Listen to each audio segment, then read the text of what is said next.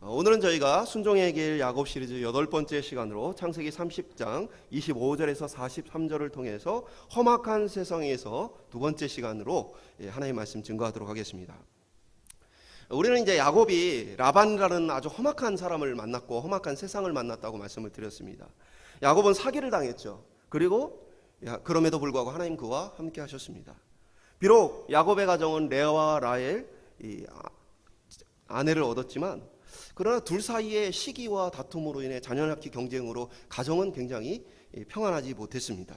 그럼에도 불구하고 하나님은 레아와 라헬 두 사람과 또 함께 하셨습니다.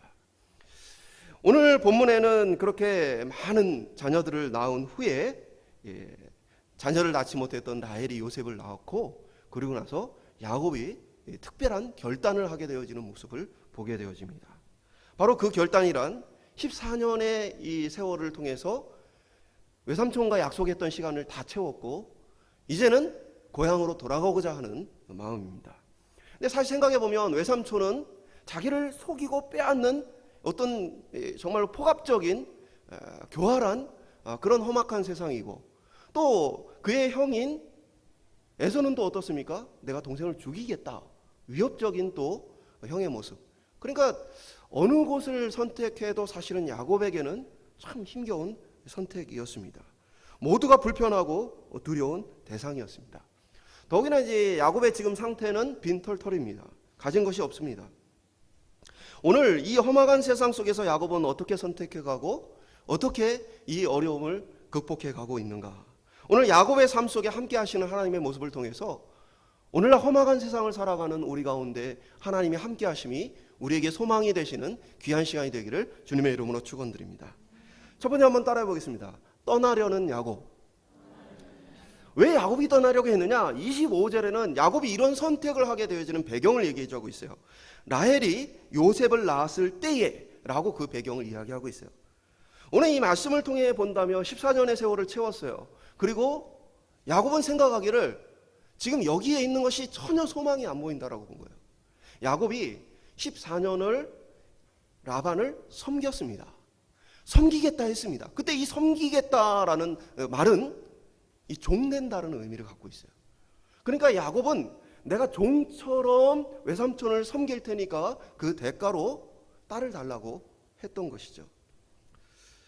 근데 이 종처럼 살아왔던 이 삶을 보면 자기가 가진 것이 하나도 없어요. 근데 계속 외삼촌 집에 이렇게 머물다 보면 뭐가 되어지는 거예요? 자신의 사랑하는 아들 요셉 역시도 뭐가 되겠어요? 종처럼 살게 되어질 것이에요. 그래서 야곱은 이제 결단을 했습니다. 이제 더 이상 이러한 상태로 살 수는 없다. 그러면서 자신이 이제 고향으로 떠나가겠다라는 말을 외삼촌에 하는데 두 가지를 보여줍니다. 하나는 외삼촌의 허락을 받게 되어져요. 자유인이면 자유롭게 떠날 수 있어요. 그럼에도 불구하고 외삼촌의 허락을 받게 되어지는데 이것은 자신이 종처럼 살았던 이 시기 때문에 그렇습니다. 창세기 30장 26절에 보면 야곱이 뭐라고 얘기하냐면 내가 외삼촌에게서 일하고 얻은 처자를 내게 주시어 나로 가게 하소서. 내가 외삼촌에게 한 일은 외삼촌이 아시나이다. 이게 무슨 얘기냐면 외삼촌 내가 지금까지 종처럼 일했지만 저는 종은 아닙니다. 왜 그러냐? 종은 만약에 이제 종으로 팔려온 후에 거기서 결혼을 하고 자식을 낳으면 자유인이 될 때 아내와 자식을 포기하고 홀로 나가야 됩니다. 이게 종에 대한 당시의 법이에요. 이게 나중에 이제 율법에도 똑같이 나오게 되어지죠. 그러니까 지금 야곱이 하는 얘기는 내가 종처럼 당신을 섬겼지만 내가 당신에게 빚진 것이 없습니다. 내가 일을 해서 얻은 게 내 아내고 내 처자들입니다. 그러므로 제가 이제 제 처자들과 함께 떠나가겠습니다. 라는 이야기를 하게 되어지는 거죠. 왜 야곱은 이렇게 떠나야 하는가? 말씀드린 것처럼 소망이 없기 때문에요. 우리 인생에 때로 바라보면 앞을 봐도 내 삶이 더 나아질까? 계속 이 삶을 벗어나지 못할까? 라는 막막함이 우리 가운데 다가올 때 우리는 어떠한 결단이 필요하다는 생각을 갖게 되어지죠. 그런데 그것만은 아니었어요. 야곱에게는 떠나야 할 또 하나의 이유가 뭐냐면 바로 고향이 있었기 때문입니다. 아버지 이삭이 그를 보내며 창세기 28장 2절에 보면 이렇게 말합니다. 일어나 밧단 아람으로 가서 내 외조부 부두엘의 집에 이르러 거기 내 외삼촌 라반의 딸 중에 아내를 맞이하라. 그래서 이 떠나왔던 처음 목적, 아버지에게 받았던 그 명령을 이제 이루었어요. 아내를 얻었고 그 아내의 값으로 14년의 노동을 채웠어요. 이제는 아버지가 나를 보낼 때의 목적이 이루어졌어요. 그런데 고향으로 가고자 하는 그 야곱을 향한 라반의 태도가 좀 이상합니다. 27절에 보면 라반이 그에게 이르되 여호와께서 너로 말미암아 내게 복 주신 것을 내가 깨달았노니 내가 나를 사랑스럽게 여기거든 그대로 있으라. 하나는 뭡니까? 내가 이렇게 큰 재물을 이루게 되어지는 그 배경에는 뭐가 있었느냐? 하나님이 야곱, 너의 하나님이 너에게 복을 주셨기 때문에 내가 그 복을 받았다라는 이야기를 하게 되어집니다.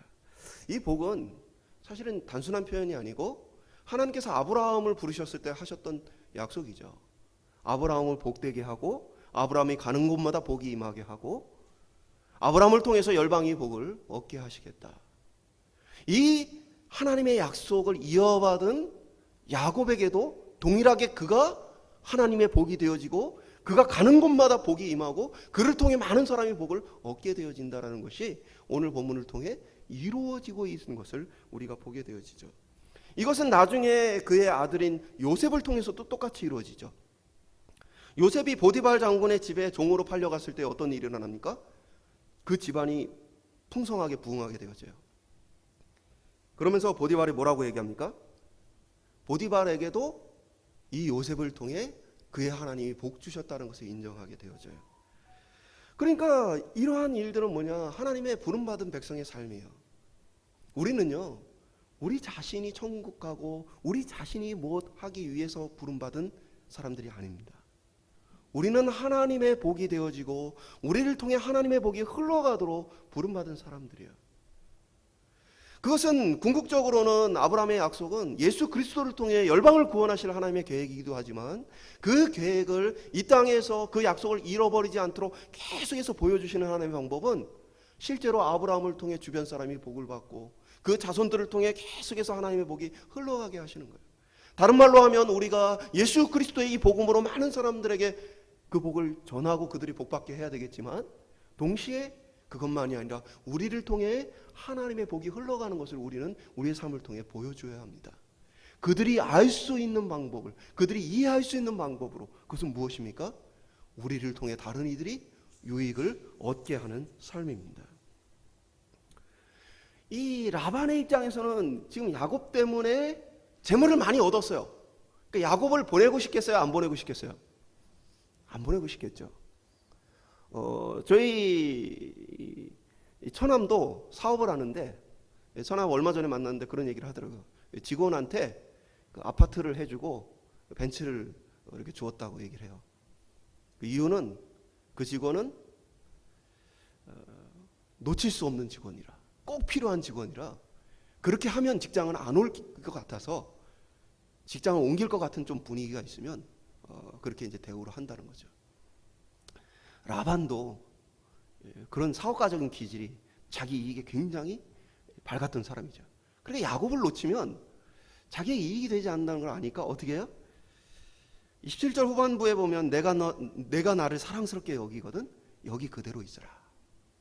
그러니까 이 표현은 우리가 보기에 이제 큰 저것처럼 보이지 않지만 이 원문 자체로는 눈 속에서 은혜를 발견하거든 이런 표현이에요. 근데 이 표현이 어디 쓰였냐면 노아가 하나님께 은혜를 입었더라, 룻이 보아스에게 은혜를 입었더라 할 때 쓰여지는 표현이에요.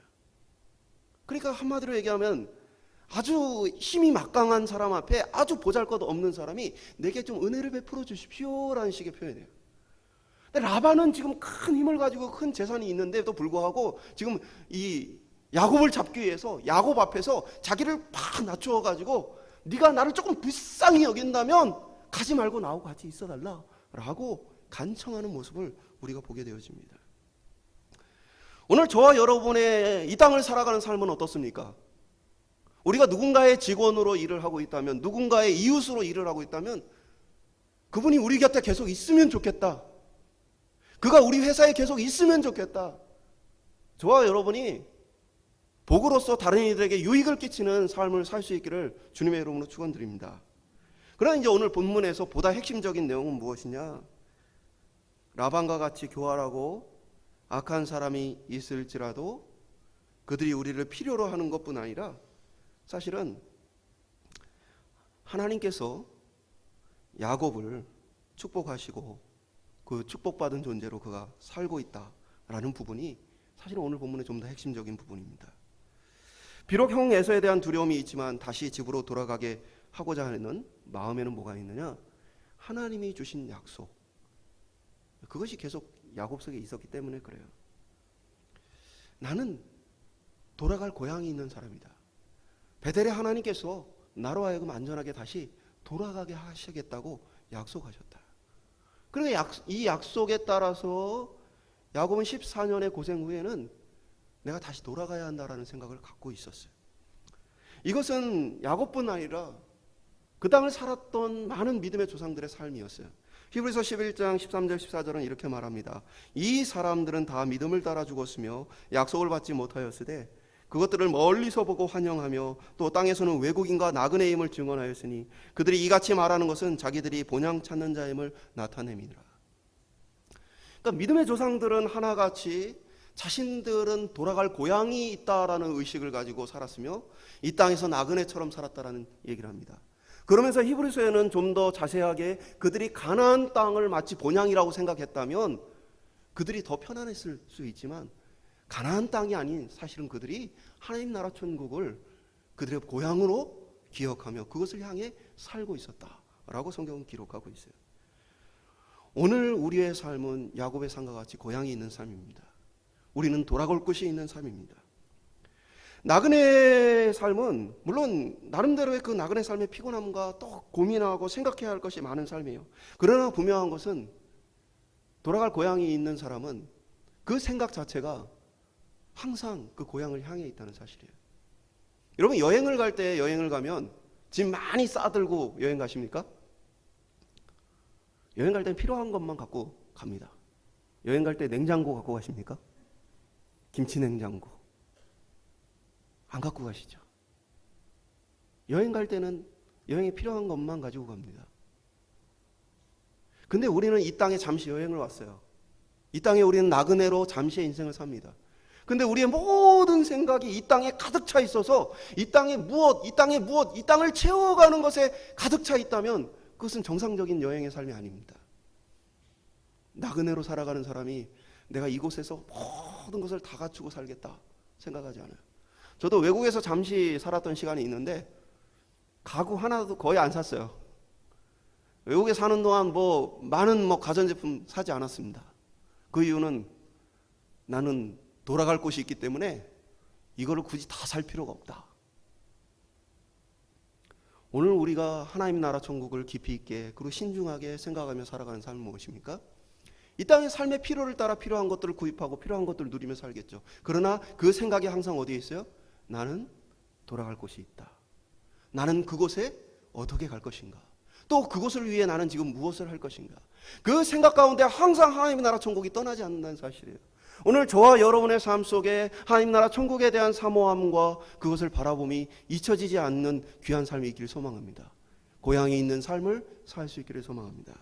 두 번째 한번 따라해 보겠습니다. 속이는 라반. 라반은 이제 야곱에게 품삯을 주겠다고 얘기를 합니다. 그러면서 이제 야곱은 이게 또 장사하는 사람들끼리의 어떤 거래하는 사람들끼리의 이제 부분인데요. 야곱도 굉장히 이렇게 머리가 잘 돌아가는 사람이잖아요. 그러니까 이 품삯을 정하기 전에 한 번 더 강조합니다. 라반이 했던 말처럼 그대로 다시 강조를 하는데 나의 하나님께서 나에게 복을 주셔가지고 지금 삼촌이 이만큼 얻었다. 나 때문에 이만큼 얻었다라는 부분을 한 번 더 강조하고 그러나 나는 아무것도 가지고 있지 않다. 그래서 뭘 원하는지 품삯을 얘기하지 않습니다. 이게 거래의 기본이죠. 먼저 얘기하는 사람이 하수해요. 먼저 얘기했는데 좀 작은 걸 요구하면 그렇게 하자라고 얘기하면 되고 먼저 그 값을 얘기했는데 맞지 않으면 또 그때부터 협상을 하면 되는 거죠. 그래서 서로 값을 얘기하지가 않다가 다시 한번 이제 라반이 물으니까 그제서야 어쩔 수 없이 약자인 야곱이 제안을 하게 되어집니다. 그래서 32절에 보면 오늘 내가 외삼촌의 양떼를 두루 다니며 그 양 중에 아롱진 것과 점이 있는 것과 검은 것을 가려내요. 또 염소 중에 점이 있는 것과 아롱진 것을 가려내리니 이것이 내 품삯이 되리이다. 그러니까 양은 주로 무슨 색이에요? 흰색이에요. 당시 그곳에 있는 염소들은 갈색이나 검은색입니다. 일반적인 거예요. 이게 우리가 이 유전 법칙을 따라 보면 이게 우성이에요. 그리고 점지고 뭐 좀 다른 색깔로 생기는 것들이 열성입니다. 일반적으로 우성이 많기 때문에 우리의 대부분의 눈에는 그게 더 많이 보이는 거예요. 그러니까 지금 야곱이 제안한 건 뭐냐면 앞으로도 내가 계속해서 일을 해가는 데 있어서 내 몫과 삼촌의 몫을 나눌 때 삼촌이 더 많은 흰색과 검은색의 것을 가지시고 저는 가끔 태어나는 어떻게 보면 부족한 색깔이 다른 아롱지고 점지고 색깔이 조금 다른 이런 것들을 가져가겠습니다 라고 제안을 하게 되어집니다. 그러면서 이 계약서에는 뭐라고 되어 있냐면 오늘이라는 표현이 있습니다. 오늘 삼촌 라반의 양떼와 염소떼에 가서 그러한 소수의 것들을 내 것으로 이렇게 받겠습니다 라고 얘기했어요. 라반이 이 조건에 대해서 허락합니까 안 합니까? 허락합니다. 라반 아주 교활한 사람이에요. 자기의 이익이 되니까 이거 허락한 겁니다. 근데 라반은 보통 교활한 사람이 아닙니다. 단순히 내가 더 많은 것을 앞으로 얻겠구나 해서 이렇게 한 게 아니고요. 라반은 더 교활한 일을 하게 되어져요. 35절에 보면 그날에 그가 숫염소 중 얼룩무늬 있는 것과 점이 있는 것을 가려내고 암염소 중 흰 바탕에 아롱진 것과 점이 있는 것을 가려내고 양 중에 검은 것들을 가려내어 자기 아들들의 손에 맡기고 다시 한번 사기를 칩니다. 무엇입니까? 지금 야곱하고 약속했어요. 내 것 중에 그렇게 조금 색깔이 다른 것들을 네 몫으로 가져가라. 그러고 나서 야곱이 이 일을 하기 전에 당장에 뭘 합니까? 그러한 것들을 다 구분을 해가지고 자기 아들들에게 상속해버린 거예요. 이제는 이거 내 거 아니야. 이렇게 생긴 것들 다 내가 아들한테 줬어. 야곱은 다시 한번 사기를 당합니다. 아무것도 가지지 못해요. 근데 라반은 그 정도까지로도 만족하지 못하는 욕심쟁이입니다. 어떻게 합니까? 36절에 보면 자기와 야곱 사이를 사흘 길뜨게 하였고 야곱은 라반의 남은 양떼를 치니라. 그러니까 이제 색깔이 좀 다른 것들이 이렇게 교배를 하다 보면 그런 게 또 나올 수 있잖아요. 그래서 그거를 원천적으로 차단하기 위해서 뭐예요? 이 양들이 점 있는 것들, 뭐 색깔이 좀 다른 것들과 이 일반적인 것들이 서로 만나지 않게끔 뭐예요? 사흘길 떨어진 곳에 보내버렸어요. 원천적으로 어떻게 보면은 이 야곱이 더 이상 많은 재물을 갖지 못하도록 한 것이죠. 험악한 세상을 살아가는 우리 역시 때로는 이렇게 속고 아픔을 겪을 때가 있습니다. 야곱은 라반에게 나의 의를 보여준다. 나의 의를 와서 점검하라. 나는 의롭게 일을 이제 앞으로 하겠다라고 얘기했지만 여전히 라반은 교활함과 자신이 가진 힘을 가지고 약자인 야곱을 험악한 세상 가운데 속이고 착취하게 되어집니다. 이러한 야곱이 그럼에도 불구하고 좌절하고 낙심하지 않는 모습을 보게 되어집니다. 어떻게 야곱은 이러한 상황 속에 좌절하지 않고 낙심하지 않을 수 있었을까요? 마지막으로 한번 따라해 볼까요? 복 주시는 하나님. 겉으로 보기에 야곱은 절망적인 상황이죠. 흰 양이나 검은 염소만 돌보게 됐어요. 그럼 한번 묻겠습니다. 흰 양 속에서 얼룩진 양이 나올 수 있습니까?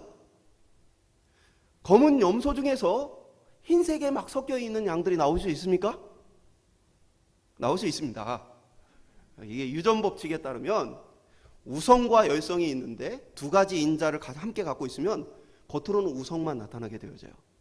그러니까 흰 양들 속에서도 이 얼룩진 어떤 DNA를 갖고 있는 애들이 있어요. 그리고 겉으로 감한 이 염소 속에서도 이 얼룩진 이 성격을 갖고 있는 짐승들이 있습니다. 그런데 문제는 굉장히 소수라는 거예요. 오스트리아의 멘델이라는 사람이 이런 유전 법칙을 발견했는데 1800년대예요. 근데 이 야곱은 경험적으로 좀 알고 있었던 것 같아요. 이런 부분들을. 아무래도 이 흰 양과 양 사이에서 가끔 다른 것들이 나온다. 소수지만, 적은 수지만 그런 것들이 나올 수 있다라는 것들 알았던 것 같아요.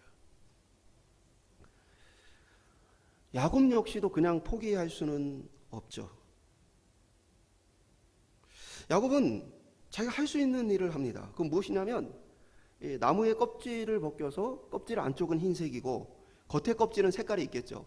그거를 쫙 펴가지고 양들이 새끼를 뵐 때 뭐예요? 딱 보여주는 거예요. 그러면 얼룩덜룩한 새끼들이 나오는 거죠. 과학적으로 이게 맞는 얘기입니까? 어떤 분들은 이거를 주술이라고 말하는데 이제 서양 분들의 입장에서는 이 주술이라고 볼 수는 있지만 저는 저희가 더 잘 이해할 수 있다고, 우리 문화에 이 비슷한 것들이 있거든요. 주술이라고보다는 좀 민간요법이라고 좀 볼 수 있죠.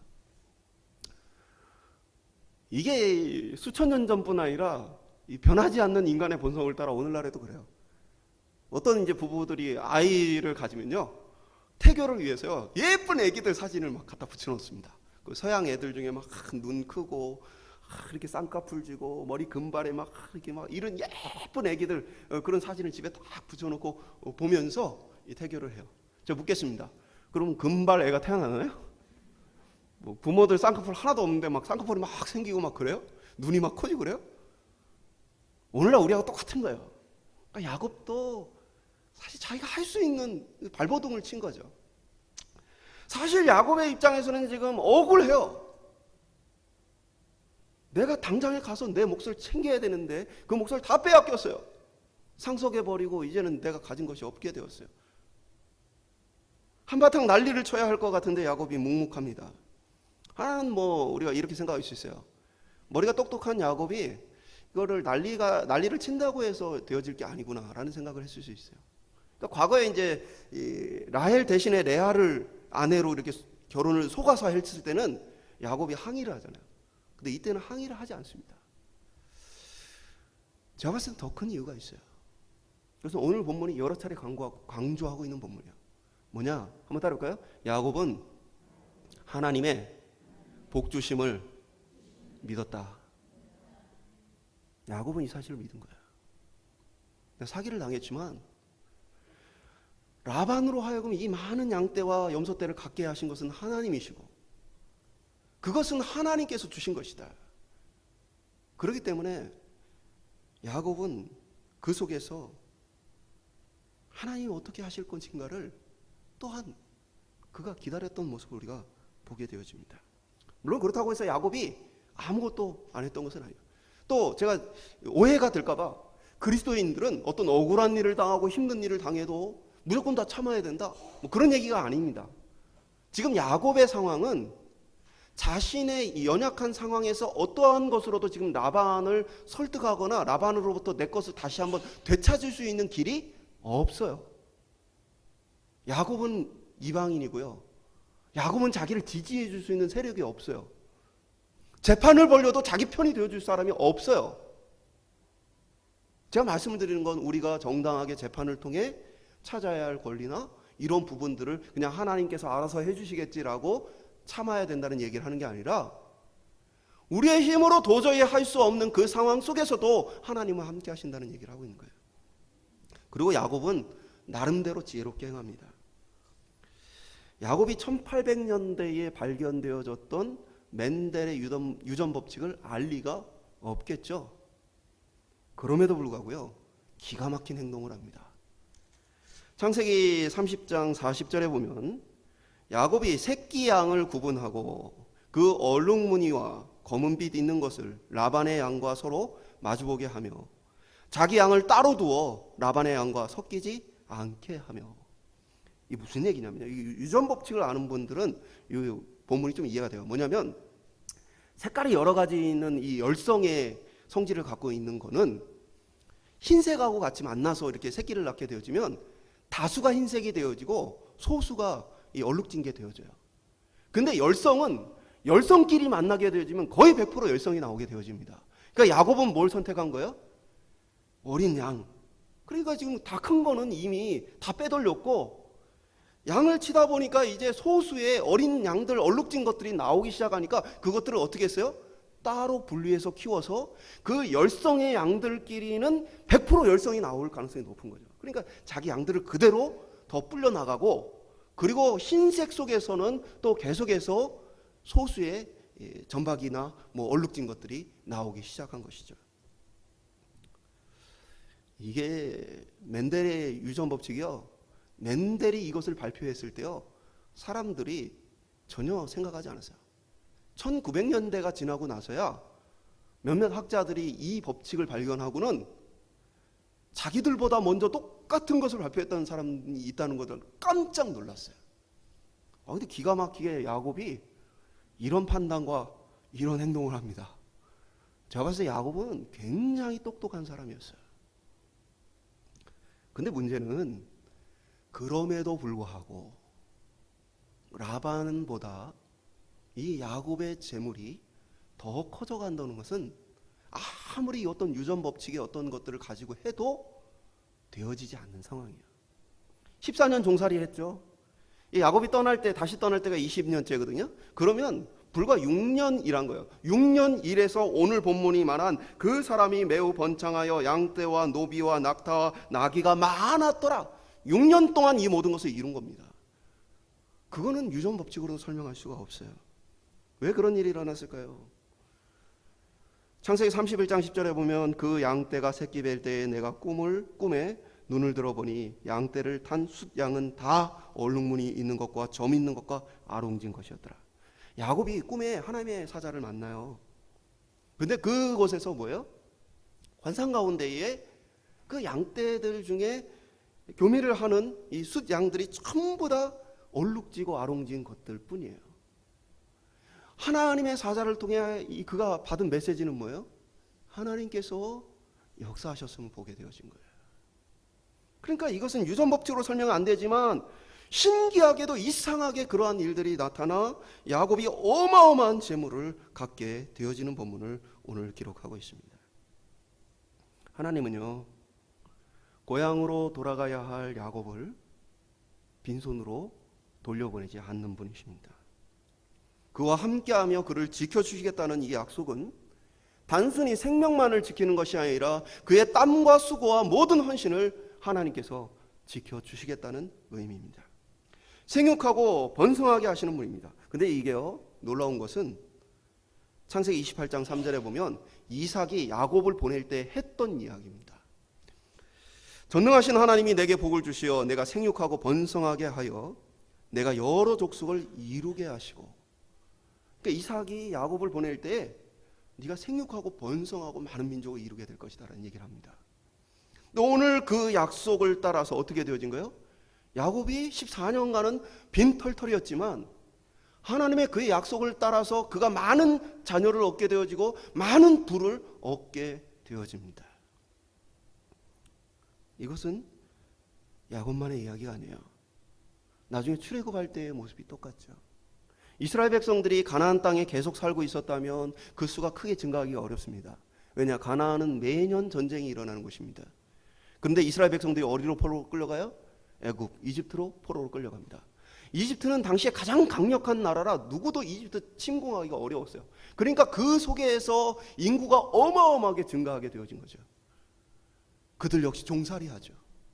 그런데 그들이 나올 때 빈손으로 나옵니까? 아니죠. 하나님께서 그들이 나올 때가 되어지면 애굽의 모든 복물을 가지고 나오게 하십니다.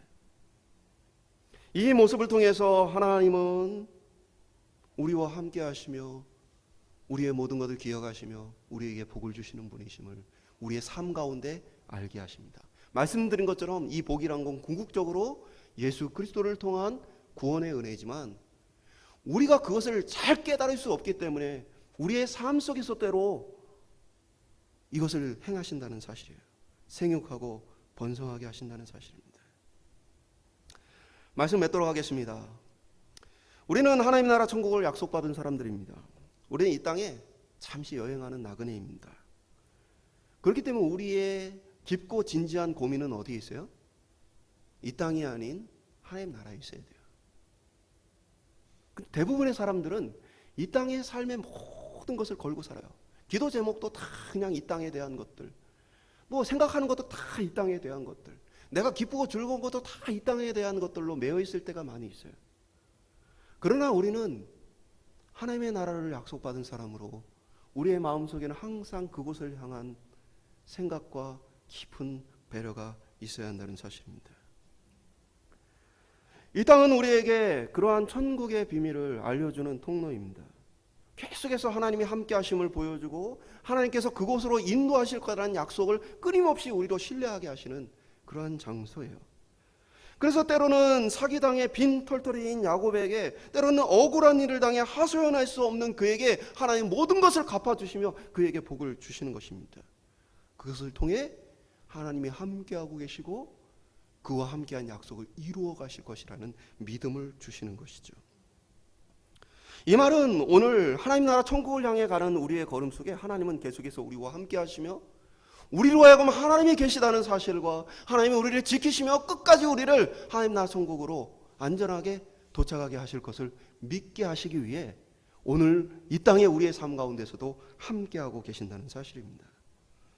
우리가 이 험악한 세상 가운데 살아갈 수 있는 힘은 그 하나님이 지금 우리와 함께하고 계시다는 그 사실 때문입니다. 그 믿음으로 천국을 사모하며 하나님과 함께 이 땅의 삶을 살아낼 수 있기를 소망합니다. 이 땅의 삶은 믿는 사람, 믿지 않는 사람 모두에게 때로는 너무나 가혹할 때가 있고 때로는 너무나 절망스러울 때가 있어요.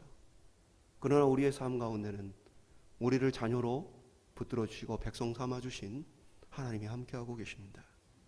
출애굽의 하나님, 건지시는 하나님이 오늘 저와 여러분의 삶 속에서도 건지시며 우리에게 복 주시기를 주님의 이름으로 축원드립니다.